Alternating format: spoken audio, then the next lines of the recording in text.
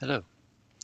Inspired by Benita's video series about building a computer completely on breadboards, I wanted to build my own version. In this video, I want to talk about the changes I made to my original system to allow me to have 511 instructions instead of only 256. I already covered the basic working principles of my instruction decoder and my control logic in a previous video, and I will put a link to that video in the description. But since the working principles are important to know to understand what the extended instruction code means, I will do a quick recap of this on the next slides. Nevertheless, the currently uploaded schematic on my GitHub repository contains an addition to the original video, which is this HCT173 chip on the left-hand side that contains an additional bit for the instruction decoder. What this chip does and how it works will be explained right after the recap. Executing microcode in my build is split into two parts. The two parts are the instruction decoder and the control logic. The control logic on the right-hand side is quite similar to what Benita did in his build, but the microcode counter incorporates both the instruction register and the step counter in Benita's build. So the microcode counter steps through the microcode and sets control lines active or inactive. Any instruction starts at a certain point in the EEPROM and goes forward until the instruction is ended. So a single instruction can have multiple microcode steps, and those are managed by this microcode counter. The instruction decoder on the left-hand side is responsible for setting the base address or the start address of any instruction in the microcode, and this is done through an additional EEPROM, and this start address is deduced from the instruction register, so from the instruction code, and the state of the flags that I have in my build. So the flags may come from the ALU, which is the carry flag, the overflow flag, the negative flag, or the zero flag, or from the interrupt controller, being it that an interrupt is requested or interrupts are inhibited completely, and may also come from the control lines, which is this IC flag, which says whether the next instruction is to execute as instruction or as a label.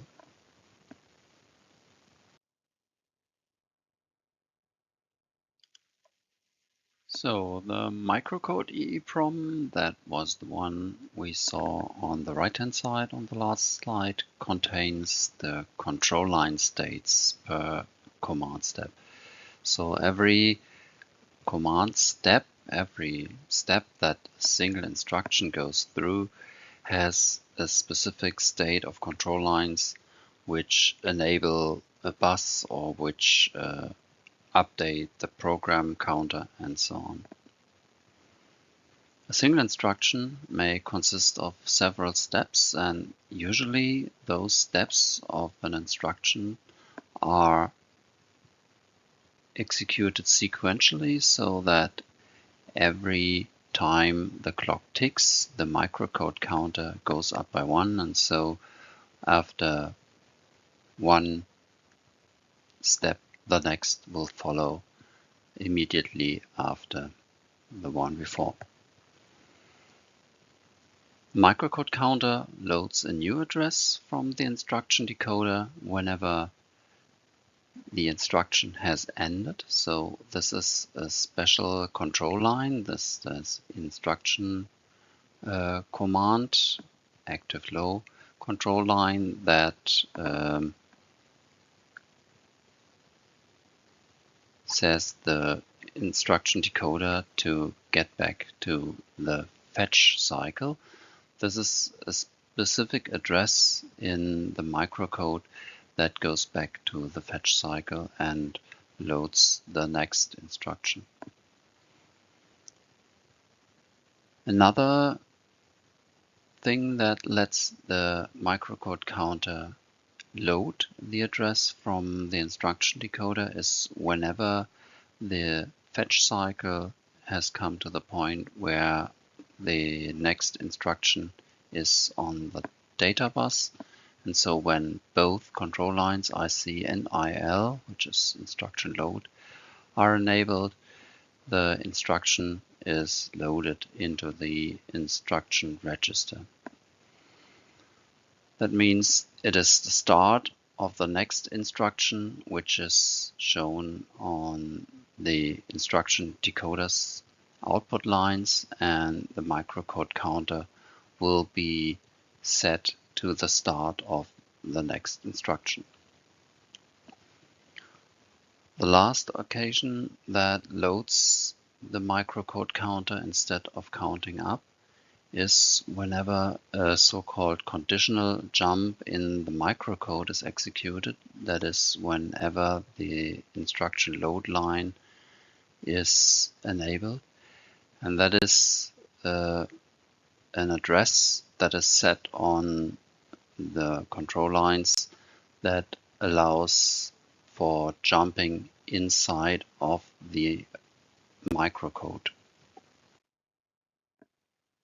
Some notes about this design.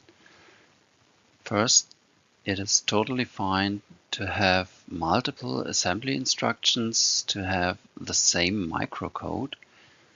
For example, all jump instructions that are coded in assembly look the same. If the jump is taken, the next 2 bytes are the destination address, and those 2 bytes are loaded into the program counter. And if the jump is not taken, the 2 bytes following the instruction byte are skipped, and the instruction continues behind the jump instruction. So no matter if this jump instruction is based on the C flag, also the carry flag, or on the 0 flag, or on the overflow flag, it's always the same logic, and it's always that the next 2 bytes are read and either loaded into the program counter or ignored. And the only place where it's decided which flag is to be taken into account is during the instruction decoding phase. And so the instruction decoder is handling the flags and then shows the same address to the microcode counter.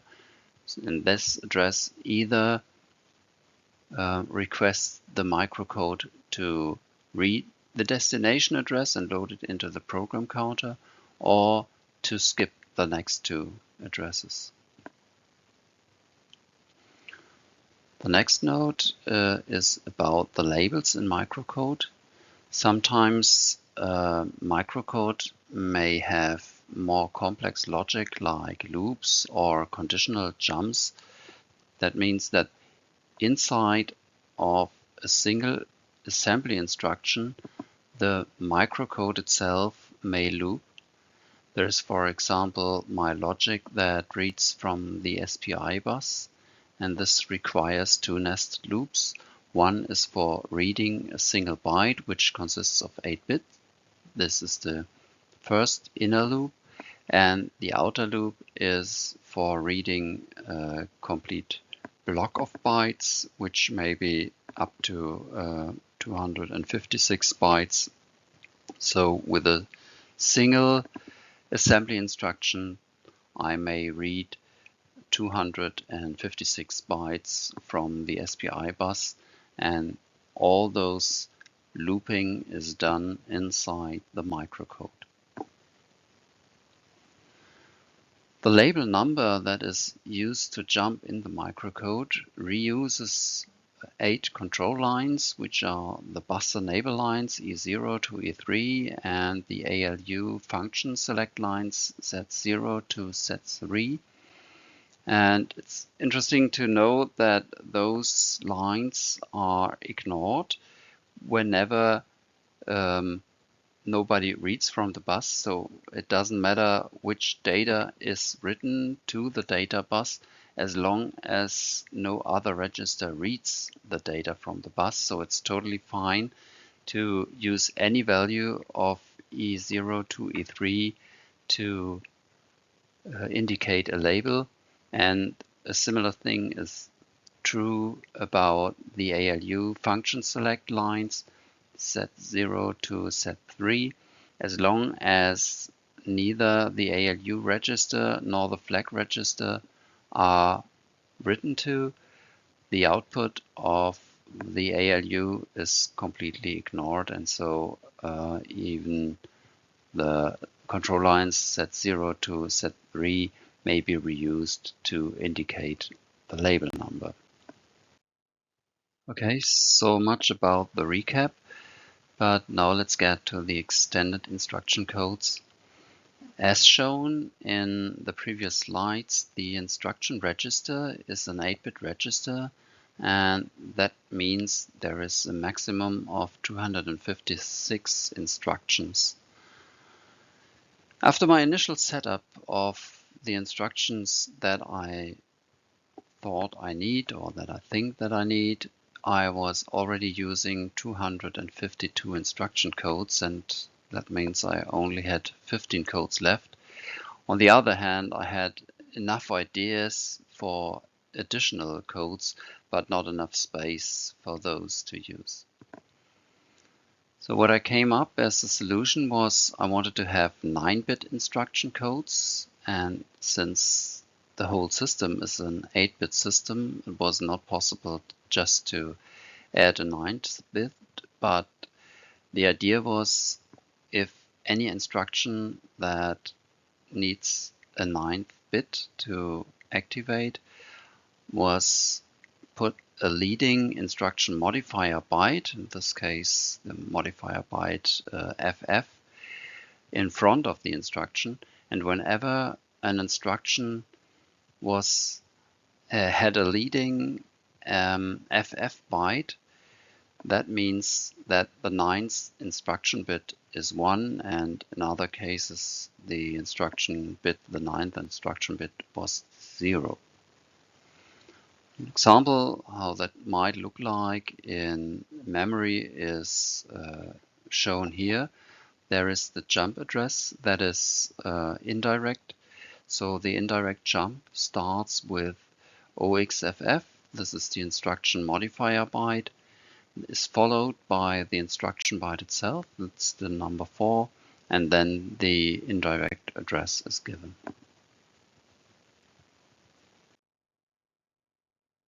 So the basic working principle of the extended instruction code is as follows. There is an additional register chip, that HCT 173, which in theory allows up to 4 additional instruction bits, but I only use 1 of those bits. This bit from the HCT 173 is fed into the instruction decoder as an additional address line, which allows the instruction decoder to see this as a 9th instruction bit and make 512 different instructions. That additional or extended instruction register is loaded whenever the original instruction register is loaded, but the input is taken from the output of the original register. So the HCT 173, the extended instruction register, is always one cycle behind the original instruction register. Whenever an instruction of value FF is encountered, the instruction decoder logic just restarts the fetch cycle. So the microcode counter, which at that point was already on the fetch cycle, just won't change, but will fetch the next instruction byte, and that then will be loaded into the HCT 377, the original instruction register, while the old low bit of the original instruction register will be loaded into the extended instruction register. And because the instruction that was loaded into the original instruction register was FF, which has the lowest bit set, the lowest bit in the extended instruction register will be set as well. The extended instruction register will be reset whenever the instruction load line is not active, and that happens whenever the instruction starts running. So whenever the first real microcode step for an instruction is activated, the extended instruction register is reset. That means the next instruction will have a 9th bit of 0 as a default. So this is the significant part of the schematics that shows the extended instruction register. It's this HCT 173 chip that is holding the 9th bit of the instruction. And this register is enabled whenever both IL and IC control line are low. This is the active state of those control lines. And whenever those two, which are all together here, are low, the enable state of the register is active. And whenever the next clock is ticking, that register will load. The input comes from the original HCT 377 instruction register, and the 173 loads the lowest bit from that instruction register. So that means the HCT 173 holds the lowest bit of the previous instruction. And since the instruction extended marker is OXFF, which has the lowest bit set, whenever an extended instruction is required, the lowest bit will be set.